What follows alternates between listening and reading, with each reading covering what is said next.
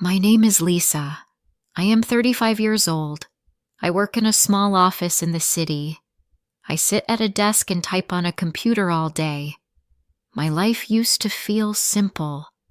I had a home, a job, and a husband. His name is Tom. We met when I was 25. He was quiet and kind. I liked his smile and the way he listened.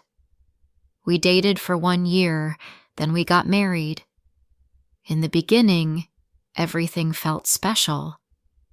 Tom brought flowers. He opened doors. He asked about my day. We walked hand in hand, and I felt safe beside him. But things are not the same anymore. Now we live in the same house, but it feels cold. He sleeps next to me every night, but it feels like I am lying beside a stranger. I can hear him breathe, but I feel alone. There is no kiss before bed, no hug in the morning, only silence. Every day, Tom leaves for work early. He does not say goodbye.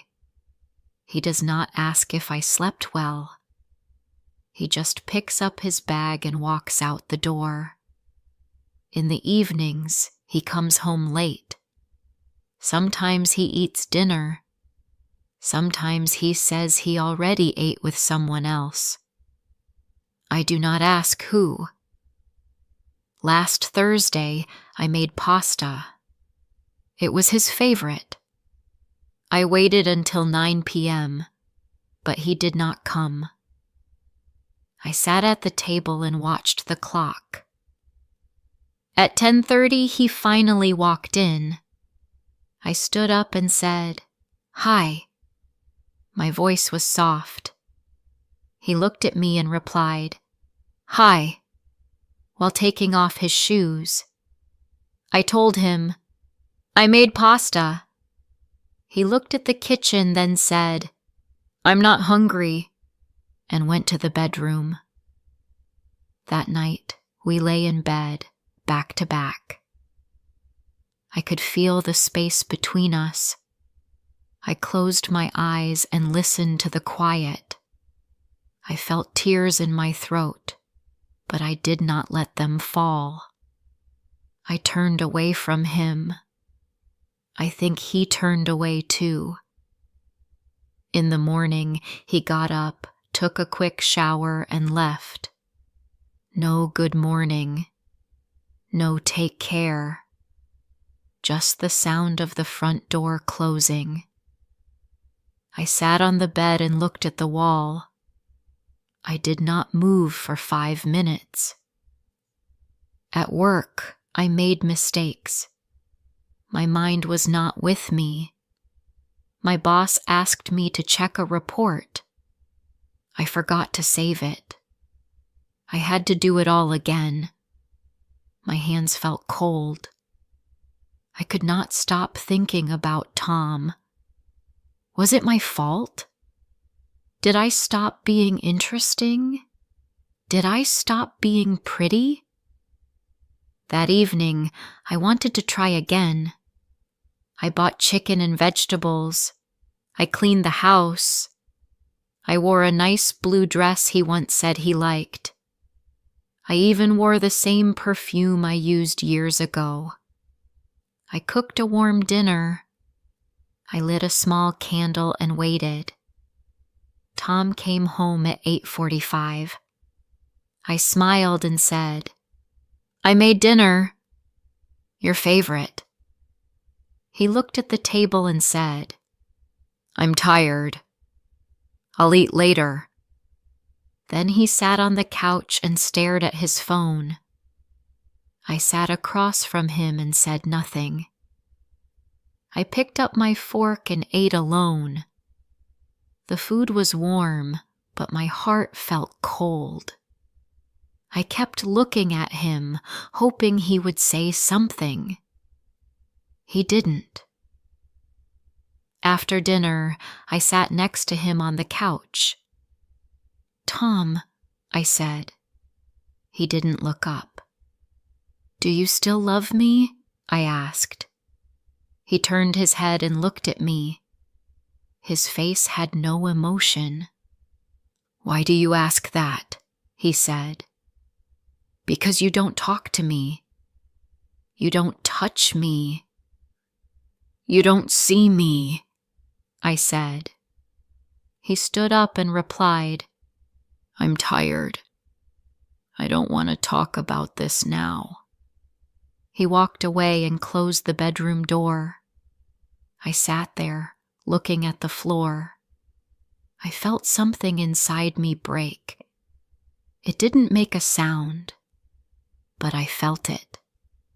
The next day, I stayed late at work. I didn't want to go home. I didn't want to face the silence again. My friend Sarah stopped by my desk.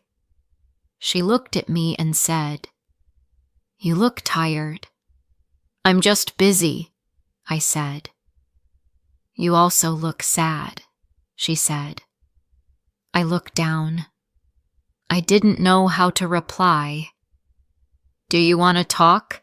she asked. I shook my head. "Maybe later," I said. That night I came home around 8 p.m. Tom wasn't home yet. I sat in the kitchen and drank tea. I looked at my phone. No message. No missed call. Nothing. At 11:30, the door finally opened. Tom walked in, quiet. He didn't look surprised to see me awake. He said, "Hey," and walked to the bedroom. He smelled like perfume. Not mine. A strong, sweet smell. I stayed quiet. My hands gripped the teacup. I felt something sharp in my chest, but I said nothing.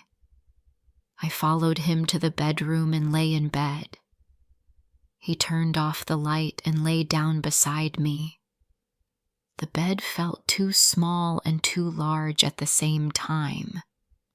I didn't sleep that night. In the morning, he woke up late. He rushed to get ready. I watched him tie his shoes. He looked up and said, "I have a meeting. I'll be home late."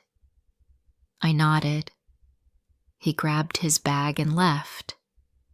Again, no kiss, no goodbye. I sat on the bed and looked around the room. The bed, the lamp, the mirror, the clothes. Everything looked the same, but everything felt different. I looked at the spot beside me where he sleeps every night. I whispered to myself, "I sleep beside a stranger." I got up, took a shower, and went to work. But the truth followed me. It sat with me on the bus. It stood with me in the elevator. It stayed with me at my desk. I was not sure what to do. I was not sure how to fix something that didn't speak anymore. At lunch, I sat outside with Sarah. I looked at the street, the cars, the people. "Is it still Tom?" she asked. "Yes," I said. "You don't look happy," she said. "I don't know how to be happy anymore," I replied. She looked at me and said, "Then maybe it's time to ask yourself a hard question." I didn't answer, but I knew the question, and I knew the answer might change everything. The next morning, I got dressed and left early. I did not eat breakfast. I did not say goodbye. Tom was still in bed. I did not want to see him. I just wanted to be alone. At work, I tried to stay busy. I answered emails. I printed papers. I made coffee. But my heart felt heavy. My hands felt weak. I could not smile. Before I share the rest of my story, I want to ask you something. Where are you listening from? Sometimes I wonder if someone out there truly hears me, someone who understands what I'm feeling. It gives me strength to know I'm not alone. So please, tell me in the comments. At lunch, Sarah came to my desk. She said, "Come eat with me." I did not want to, but I said yes. We sat on a bench outside. The sun was warm. The sky was blue. But inside, I felt cold. Sarah looked at me and said, "Lisa, you do not look okay." I looked down. I feel lost. "Did you talk to Tom?" she asked. I shook my head. He does not talk. He comes home late. He eats alone. He sleeps beside me, but I do not feel him. Do you think he still loves you? I did not know the answer. That night I came home at 7. Tom was not there. I took a shower. I changed into soft clothes. I sat on the bed and looked at my phone. Still no message from him. At 9:30, I heard the door. I stayed in the bedroom. He walked in, looked tired, and placed his bag down. "Hi," he said. "Hi," I replied. He changed his clothes and sat on the couch. He turned on the TV. I walked into the room and sat far from him. "Tom," I said. "Yes?" "Can we talk?" He sighed. "Now?" "Yes." He turned off the TV. "Okay." I looked at him. "Do you still love me?" He looked surprised. "Why are you asking this again?" "Because you act like I'm not here." He stayed quiet. "You come home late. You eat alone. You sleep beside me. But it feels like you're gone." He looked at the floor. "I just want the truth, Tom." He spoke slowly. "I don't know what I feel anymore." His words cut me like a knife. "What do you mean?" He shook his head. "I feel far from you. I feel tired all the time.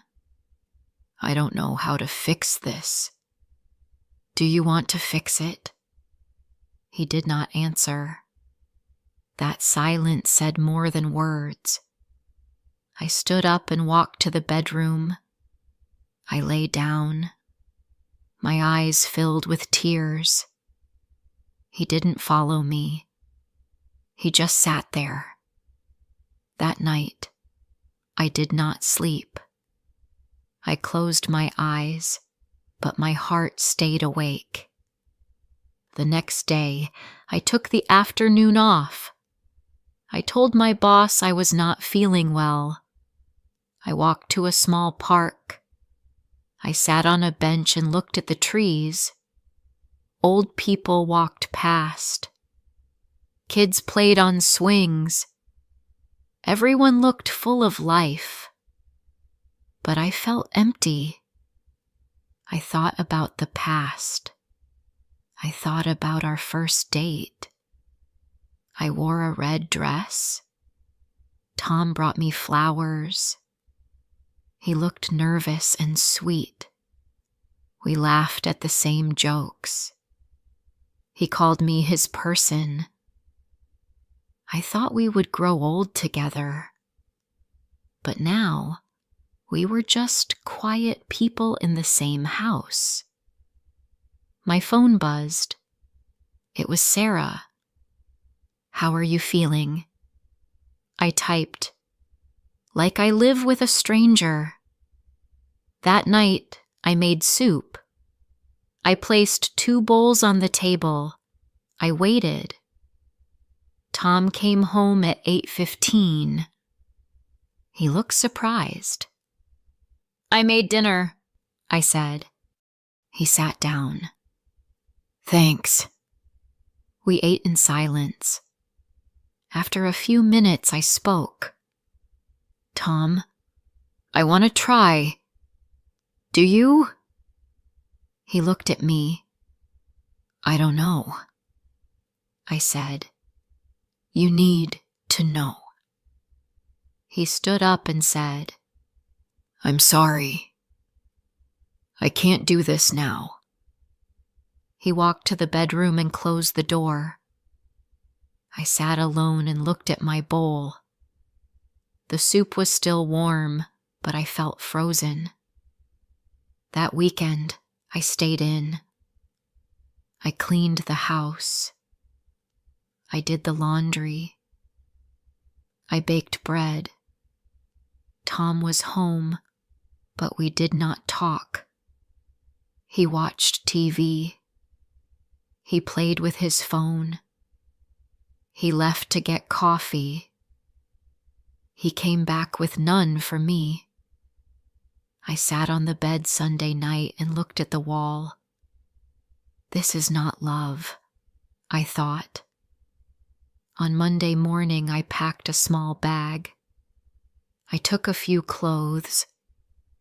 I took my toothbrush. I left a short note on the table. "I need time. Please don't call." I took the train to Sarah's place. She opened the door and hugged me. "I can sleep on the sofa," I said. "No," she said. "You take my bed." I looked at her and cried. I did not want to, but I did. That night, I lay in Sarah's bed. I looked at the ceiling. I felt sad, but also free. There was no silence pressing on me, no cold wall in the bed, just quiet peace. Tom did not call. Not that night. Not the next. I went to work. I ate with Sarah. I walked in the park after dinner. I felt like I could breathe again.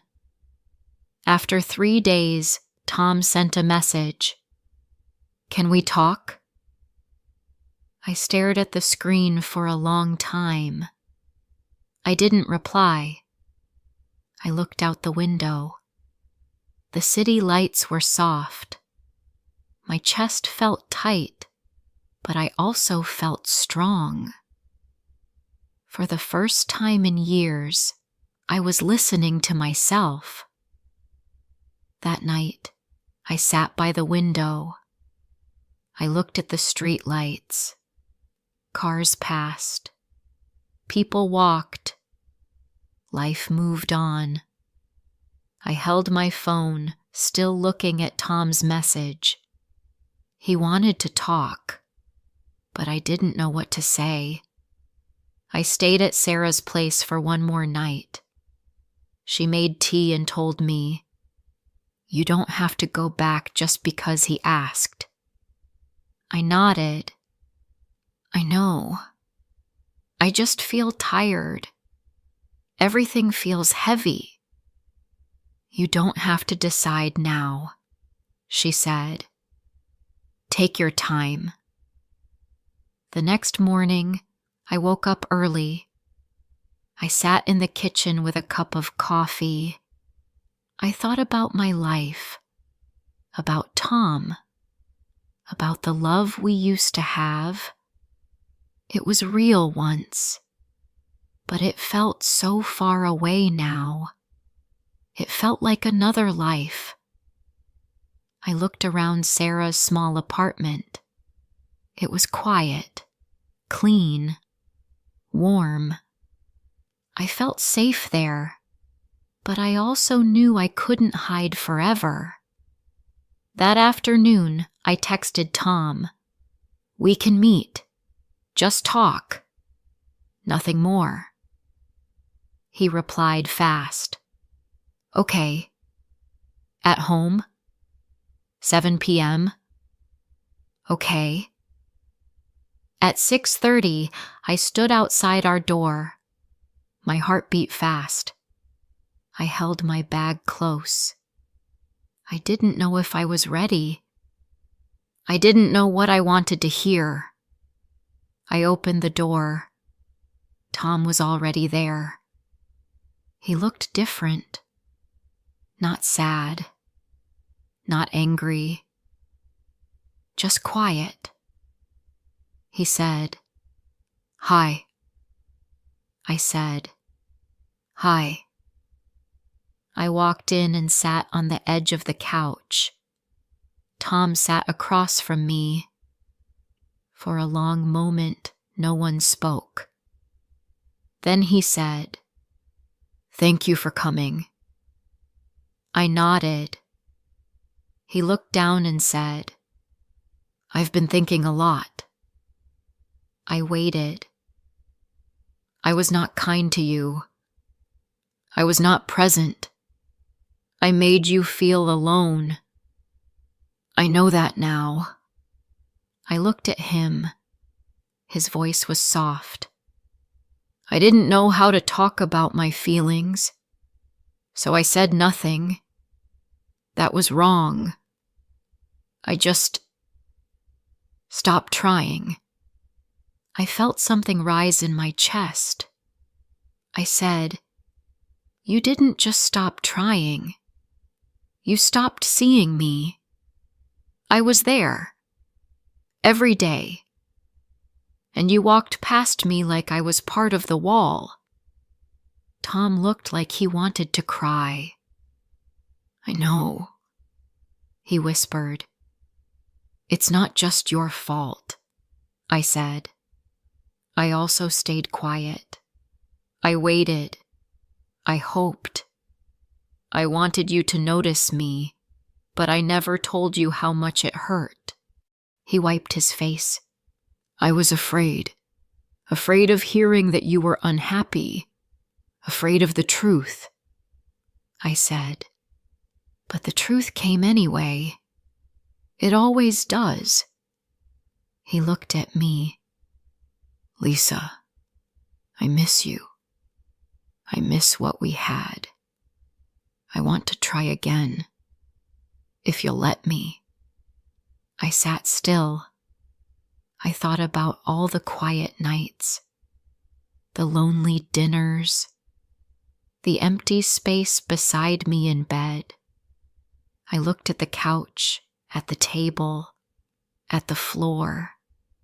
Every part of the house held memories, good and bad. Then I said, "Tom, I'm tired. I'm tired of feeling small in my own home. I came today to listen, not to decide." He nodded slowly. "That's fair. I don't hate you," I said. "But I don't know if I can trust you again. Not yet." He didn't fight. He didn't push. He said, "I'll wait." I picked up my bag. "I'll go now." "Okay," he said. "Take care." I walked out the door. The air outside felt cold, but my heart felt clear. Over the next few days, I stayed at Sarah's place. I went to work. I listened to music. I read small books.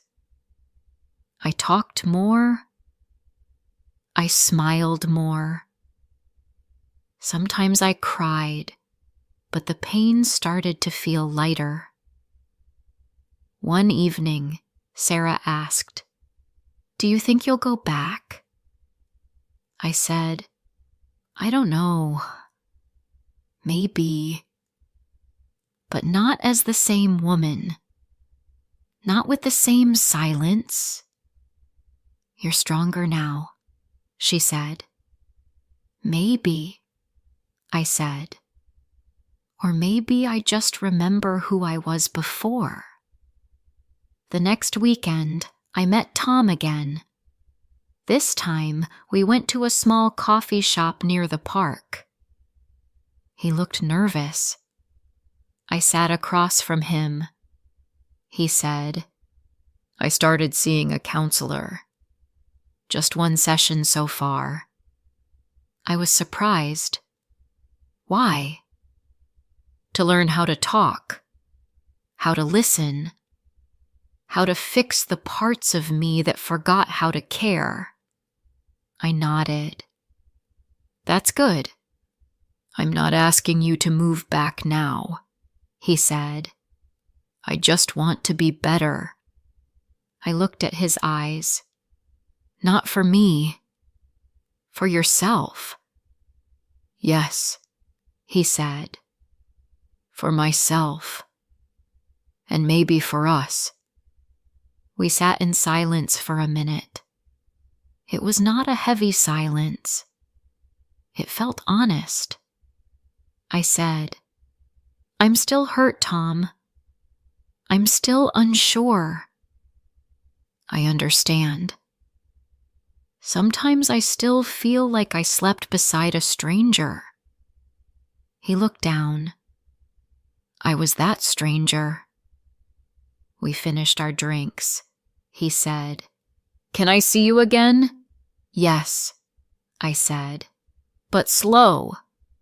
"I can do slow," he said. And this time, I believed him. A few weeks passed. We met once a week. No pressure. Just coffee, walks, small talks. He kept going to his sessions. I kept taking time for myself.